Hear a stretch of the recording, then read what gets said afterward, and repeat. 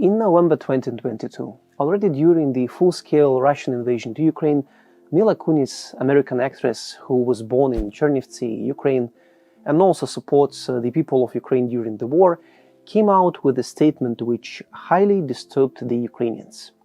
And the speech was not even intended to be political. In one of the interviews, Mila Kunis told about her family gastronomic traditions, at one point acknowledging, quotation, "Russian meals is like a lot of food, just at all times. The obvious, you can start with pelmeni, you can start with vareniki, then you can do borscht, which is like a very Russian-y soup, also made of beets. Russians or Ukrainians, I know, we're living in a time where I don't even know what to call myself anymore." This story is the most illustrious, unfortunately, not only for Mila Kunis, who have left Ukrainian Chernivtsi when she was a child, but also for all the Ukrainians who have remained in the country, for one big reason. Culture has become not only a tool, but also a means for the expansion for Russia, not only to build the super identity and super ego of the Russian people, but also to assimilate other nations. It is a story about the fight for identity and how this identity can be taken away in order to impose a new, imperial one. My name is Oleg Stoev. I'm Ukrainian lawyer, analyst, World Debate Championship EFL finalist, and humanitarian working since 2017 to protect victims of Russian aggression against Ukraine. The purpose of this channel is to explore core social, cultural, and political things behind the Russian war against Ukraine, especially those which are most likely to be unclear or misleading from the outside. And today we have a look on the story of Ukrainian borscht, or how Russia does it best to expropriate the culture of the other people.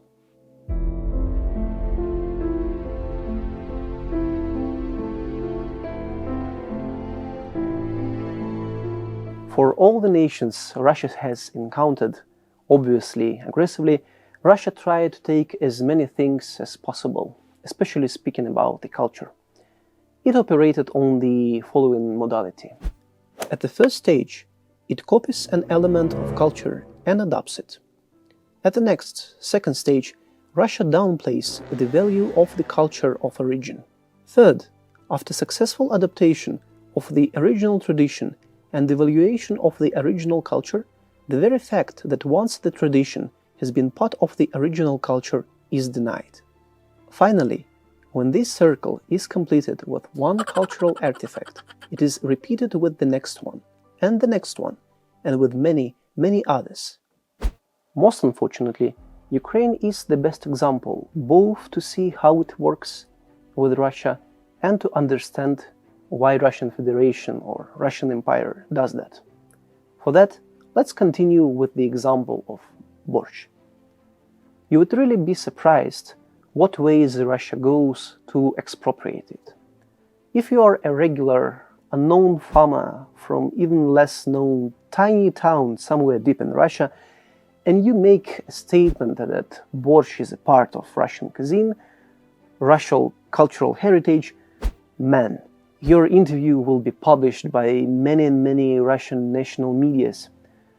However, when there are no one to repost, Russian government will make the job by itself. And it will not be just some small clerk from the ministry. No.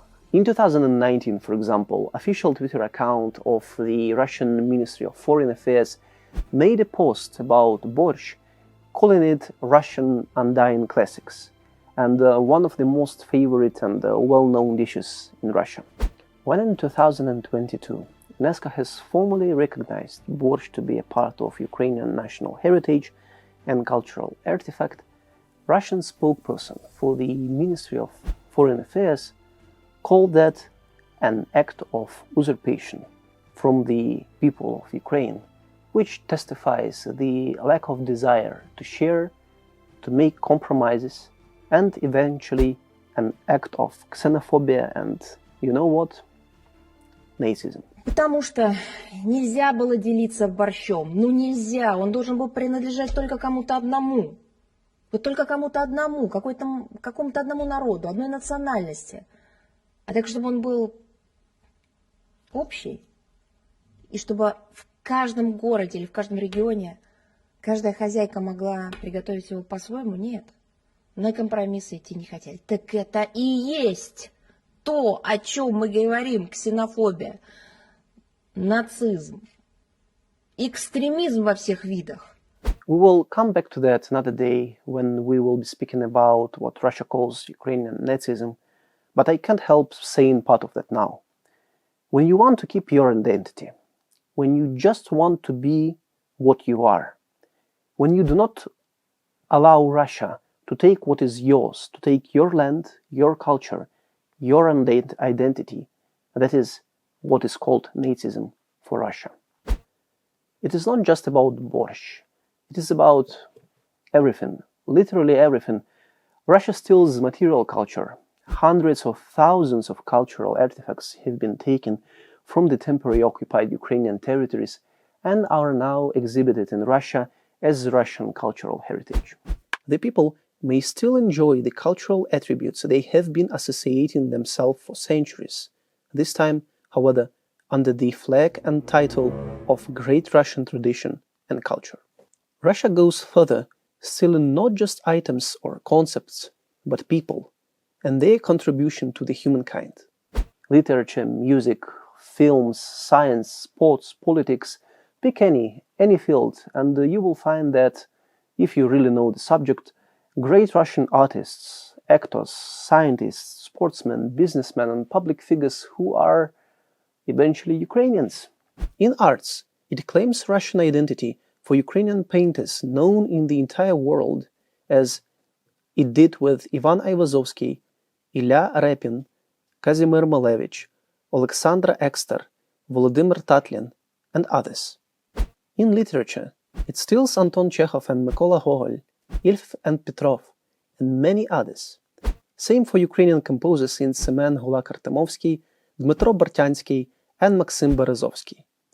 The whole success of the entire space-conquering quest of the Soviet Union relied on the shoulders of Ukrainian scientist Sergei Korolev.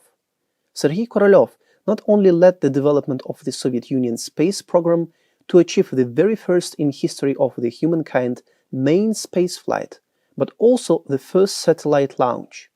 It was also Korolev who developed the first intercontinental ballistic missile. Together with Korolev, Russia claims Igor Sikorsky, developer of the first helicopter in the world. It is difficult to believe it, but they even try to steal Taras Shevchenko, the very embodiment of Ukrainian will for own identity, who was offered to become a part of Russian elite but refused to do so.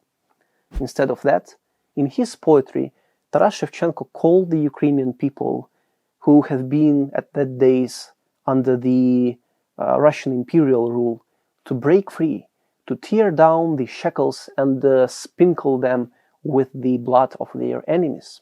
All the life stories of these great actors are different, but what they all do share is the strongest ties to Ukraine, both in their lives and in their craft. Being born in Ukraine and in Ukrainian families, developing in Ukrainian schools and universities, inspired by Ukrainian culture and traditions, writing about Ukraine and painting Ukraine, making films on Ukrainian studios, identifying themselves as Ukrainians. These great human beings are Ukraine. But this stealing is only half of the picture. Once borscht, for example, is recognized as a part of Russian cuisine, Russia would aggressively deny that it has ever been part of the Ukrainian world. Of course, Ukrainians can keep eating it, but please acknowledge that you are now eating a Russian borscht, part of a splendid and delicious Russian cuisine and culture. Same with the music, arts, cinema, science, all the other things, and all of them part of the great and rich Russian culture. If you wonder how it is possible to forget the origin of your own culture, here is the answer. First, you start to treat this other culture, the culture of origin, as something very inferior, as the culture of the outskirts and of peripheria. Classic imperial case. Ukrainian culture is a countryside culture. It is a peasantry culture, they say. In schools and academia, in big business and establishment, in the media and in all the other big fancy things, in the big world, they all speak Russian. All the cool guys speak Russian. At the same time, all of these national languages, they are some kind of the cute little stupid things from your childhood, like a toy you used to sleep with in your bed. At the point when you leave the house of your parents, you abandon the toy and don't really speak about that cute little thing to other people. But the soft power is not the only one. Oh no. For centuries, your people will be starved to death. They will undergo massive forced displacement. And in the house of the killed Ukrainians, there will come Russians and the people from the other plundered regions who have already been enslaved, who will also come in the same way of the forced displacement. Your language will be prohibited in writing. The books written in this language will be burned, as well as all the other information which tells about the truth.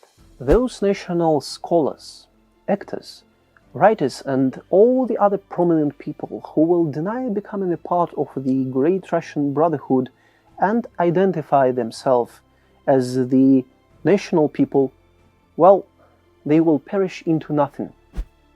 Perish in the same way as did Михайло Яловий, Микола Хвильовий, Валеріан Підмогильний, Микола Куліш, Григорій Косинка, Євген Плужник, Марко Вороний, Лесь Курбас, Василь Семененко, and thousands of other great actors. Just for you to feel the spirit, let me tell you a short story. It is 1937, and Soviet Union, another stage of Russian imperialism, celebrates the 20th anniversary of the Soviet takeover. And how do you celebrate if you're Russia? Right, with repressions. What you do is you identify as many prominent national actors in the conquered states, Soviet republics, as possible and exterminate them, just to ensure that the Soviet future of brotherhood and unity blossoms vividly. But you have a problem. These actors, they are too many. So many that you are wasting too much of the precious ammunition, bullets. You value it a lot, you know. And it is at that point when you come to a wonderful idea. Why not to put all of these prominent national actors in pairs so you can shoot two of them with one bullet? And that's exactly what took place. This was the way how Les Kurbas, one of the most prominent theater actor, director and playwright, has been murdered head-to-head with Mykola Kulish, another absolutely outstanding playwright, director and writer. Two great personalities, two giants of Ukrainian culture, two great sons of Ukraine. One bullet. And this is no extravaganza. This is just another day for Russia and the way Russia does it. Just in November 1937, over 500 of such pairs have been formed and murdered. And with each of them, a deadly strike has been blown to the heart of Ukraine, to the spirit of independence, to a separate Ukrainian identity. And the only ones who will remain will be the guys who have agreed to embrace the great Russian identity and its spirit.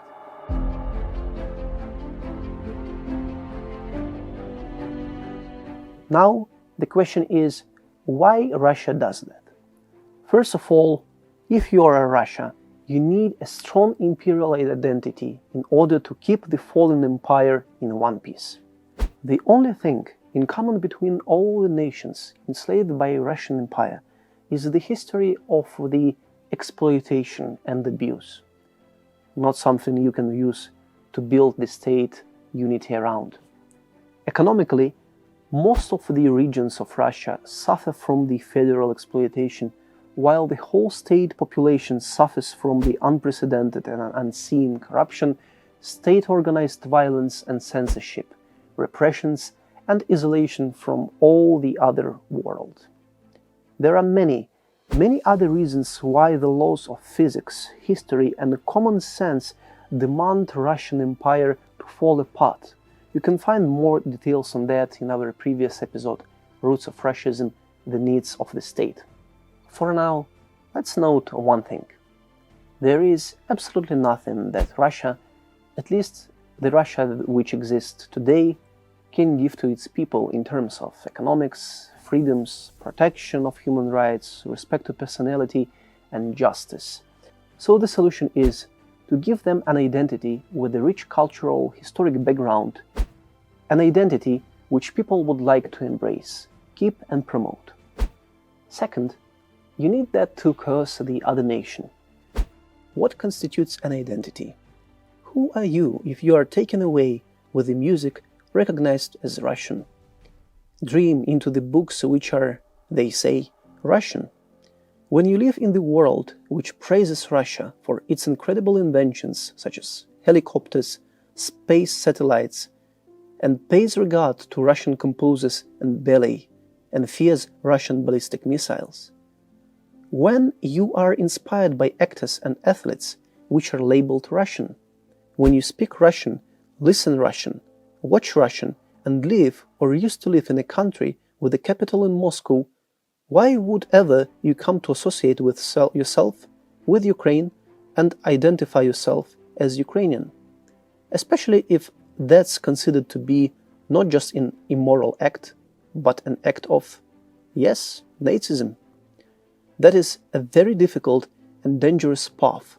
You don't want to go there, especially if you have such a rich, thriving, and glorious alternative in the path of great Russian culture to walk by. Today, in 2023, Ukraine stands up and fights to keep its identity. But this is an exception, and if you want to know how the alternative world would look like, have a look on Belarus, on Chechnya, on Dagestan, Tatarstan, Bashkortostan, and, well, plenty places to have a look at, unfortunately. With their cultural identity stolen, it would be way easier for the empire to maintain the control over this land and the people, and to use it for its imperial purposes. Third and finally, this cultural exploitation and expropriation is used for the purpose of the external effect. From one point, when you look as the single nation, as the single Russian space for the external actors, it is way more probable that these actors will not interfere in your acts, whatever you will do there. If there is a war and you are imposing your will, killing the thousands of people, well, this is not some war between the two independent states, but this is a civilian conflict. For the second point, speaking about the international actors, these countries are now impressed with the increased identity of the Russian world and its people, therefore giving the increased legitimacy to the state and the acts of the regime under such circumstances. It is natural that achievements of a nation or country in arts, science, literature, and all other fields of human endeavors highly correlate with the place of such state in the world. Russia understands it really well.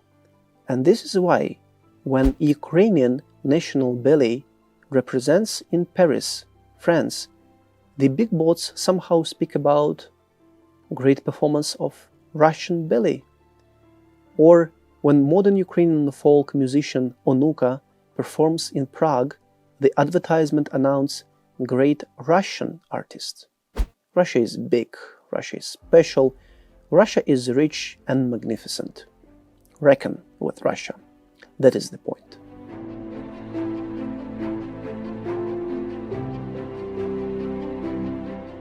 So this is what makes the story of Borscht, the case of Borscht, so important. In this story you have it all. You have Ukrainians who are fighting just to maintain their identity. From the other side, you have Russia, for whom the will of Ukrainians to keep their own identity and just exist as the independent entity independent culture is an act of aggression. For Russia, it is a legitimate ground to start a war in order to grab and coerce Ukrainians to take over the culture and the identity of the Ukrainian people. Украину начали превращать в плацдарм, к сожалению для нас, в плацдарм антироссийский. Начали выращивать там имевшиеся уже давно ростки национализма и неонацизма. Вот это очевидная вещь. Это было неизбежно. Вопрос был только во времени. And you can see, most unfortunately, the deluded Mila Kunis, whom Russian propaganda has affected successfully, despite of her will, and who no longer sees and knows whether her roots are coming from Ukrainian and Russian origin. As I've said, most unfortunately, she is not alone in her delusion. In the same way, many Ukrainians, especially those who have lived under the Soviet Union, cannot really find the difference between Ukraine and Russia, and for them it is unclear whom they identify themselves as. По сути, мы являемся одним народом. Я с детства, когда рос, для меня не было понятия Россия, Украина, Белоруссия. Для меня не было там понятия, что это какая-то это другие люди, это другая страна, это граница какая-то. У меня такого не было никогда. Я все время думал о том, что мы единый народ, мы православные христиане все, и мы живем все на одной земле. That is exactly the result of the Russian propaganda and its attempt to seize the culture and identity of the Ukrainian people. However, the biggest thing which Russia tries to steal is not some item or artifact from the museum, even the biggest one. It's also not even the culture of the Ukrainian people or some part of it, like vyshyvanka or borscht. The biggest act of stealing which Russia does right now with Ukraine, or at least attempts to do, is an attempt to steal the whole identity of the Ukrainian people. For instance, their history as the successor of the Kiev Rus, their identity as the Slavic people, and third, their role in the development of the Orthodox Church. And Russia has been doing that for centuries. That is, however, for another day. Thank you for your time.